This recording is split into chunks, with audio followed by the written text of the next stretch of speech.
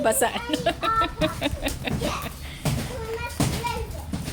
Yung dalawa hindi nababasa. Alam mo hindi kung naman nakakaupo. tutusin, napakahirap mag-handle ng mga ganyan na ba? Oo. Oo, kayo. Totoo ah. Nung last week, 'di ba may 7 rugby. Buong Oo, di ba may linggo. baby, no? Buong linggo ako ang sa dalawang ito kasi laging busy si Laura. Kaya laging may play date ikaw tapos punta kami dun sa Kabila, oo. Mm-mm. Oh, nung nakaraang linggo, ilang beses kayo mangyari. Mm-mm. Buong linggo may play date itong dalawa. Umuwi sila late na lagi. Bakit wala?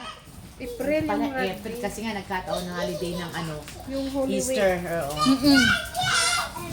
Fiji ang nanalo eh. Fiji. Palagi naman Lagi yan. naman eh. Yun? PG magaling. Hindi yan natatalo sa rugby. Talaga sila? Last year sila din? Hindi yata. England. England ang last year. Ah. But mostly. Mostly Fiji lagi. Diba dito ang kapatid ng amo ko last year? Mm. Rugby yan, yung gawa ng bola Oo, na yung- itatakbo na Tulakan talaga. magbabalyahan Oo, grabe. na walang suporta. Grabe yung laro nila. Masyadong tag. Violence. Mm-mm.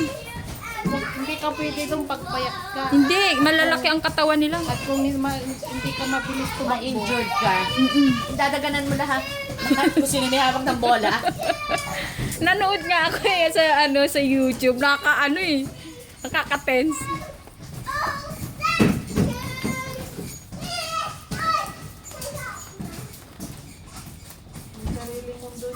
Oh, alam niya kasi hindi siya makasabay doon sa dalawa. Kaya bumaba siya.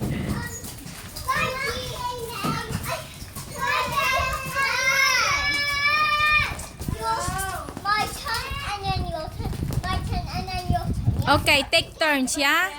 To make a big Si M, Big M. Pag may gusto niya, Oo. igagrab niya yung mga laruan. Oo. Tapos magsasalubong yung kilay. Oo. Ganyan. Yan nga, nagaya nitong isa eh. Nabuha rin ni Luna. Nagaya niya. Na supposed to be, play lang Saka dapat. marunong siyang magsinungaling. Tapos sasabihin ni Halika.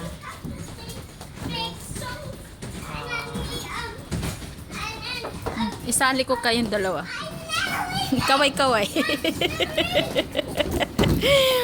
Binidyo ko siya. Eh! Well, let me see.